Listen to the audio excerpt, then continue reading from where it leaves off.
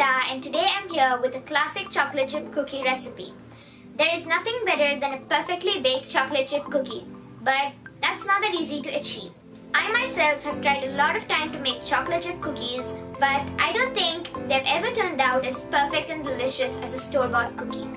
And finally, I'm here with the recipe of the perfect and delicious chocolate chip cookies. If you follow this recipe the same way, you're gonna get the best chocolate chip cookies ever. And don't worry if your chocolate chip cookies don't turn out perfect at the first time, because this takes a little bit of tries. So let's get on to making this chocolate chip cookies. First, let's start off with the dry ingredients. For that, into a bowl, start sifting 1 cup and 1/3 cup of all-purpose flour along with half a teaspoon of baking soda and a teaspoon of salt.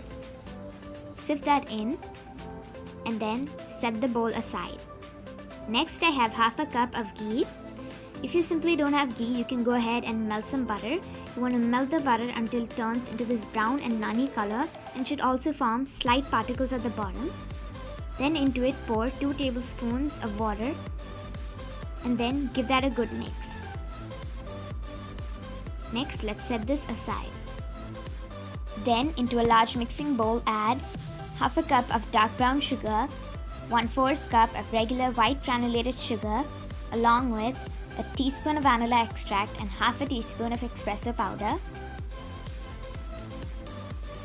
Then let's pour in the melted butter or ghee.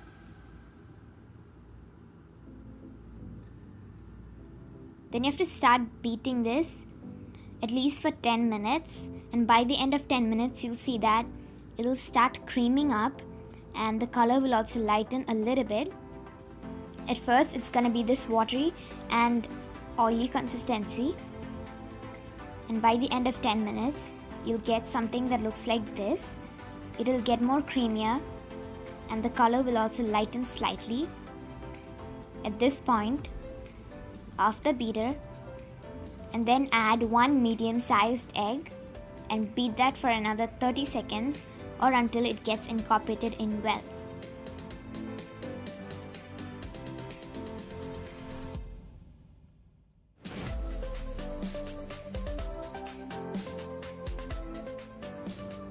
Once that's beaten in, you can start adding the dry ingredients we kept earlier. Add it as part by part, and after each addition of it, you have to keep on mixing until that part of the dry ingredients get incorporated well. And after adding all that flour and the dry ingredients, you'll see that you'll get something that looks like this.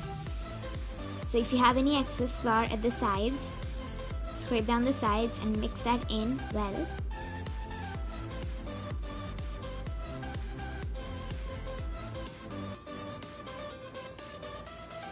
Once you have mixed it, you'll get a very non-sticky and nice dough.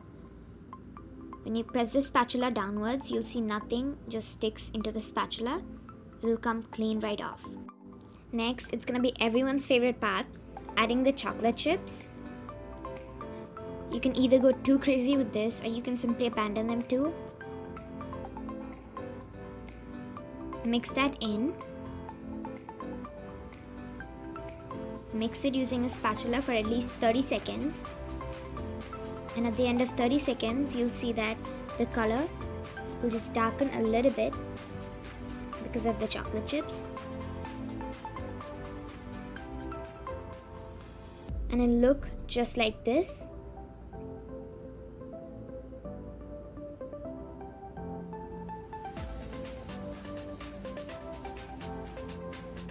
Now the dough is totally ready.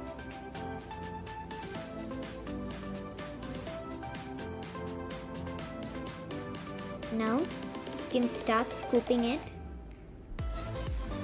and place each scoop onto a baking tray lined with a piece of parchment paper.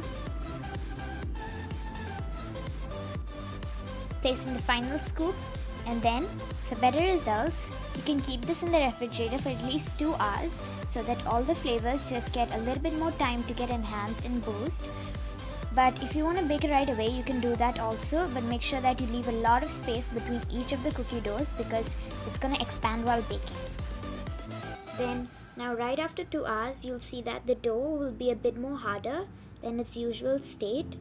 So if the dough does not have a good shape, a proper round shape, then what you can do, we can keep this out for 5 to 10 minutes so that it just loosens a little bit, just like that. So when you touch it, it's gonna get a little bit more looser. At this point, you can take each dough and make it into a perfect ball so that when it bakes, the sides come out even and it looks like a proper cookie. You have to do the same thing with all the dough, and once that's done, take each dough and place it onto a baking tray lined with a piece of parchment. You have to leave a lot of space between the doughs because when it's baking, it's going to expand a lot, and it should look just like that. You can take how much ever you want and bake it right now in a preheated oven, and the rest of it you can pop them in the refrigerator, take it out whenever you want to have a cookie and bake it. Now these cookies have baked, and one thing to make sure while baking it is that cookies don't take a lot of time to bake. They get baked very fast. So when you're keeping it in the oven, always keep an eye on it so that it does not get burnt.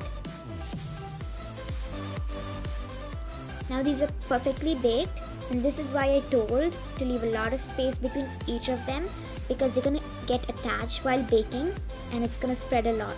So if you don't leave enough space, they're going to get overload into each other and won't result in a good cookie. And to take it off, you can lift the side parchment just a little bit so it's automatically going to break out. That's not going to harm the cookie also. You can see the back side, and the middle part is really chewy. The outside is nice and crunchy. The back is also not at all burnt. You do the same thing with the other cookies also. You just lift that up and it comes out right away. You can see all the cookies have baked perfectly and not at all burnt. Now I have a piece of cookie to just show you how that looks. I'll just break into it and show you. That's so soft. The inside part is really chewy and the outside is really crunchy. So it's kind of like a very crunchy and chewy cookie with a lot of chocolate chips, making it an extra chocolatey cookie. Thank you so much for watching. Hope you liked it, and if you did, please don't forget to give me a big thumbs up down below. Also subscribe to my channel if you haven't yet. Thanks once again, and bye bye.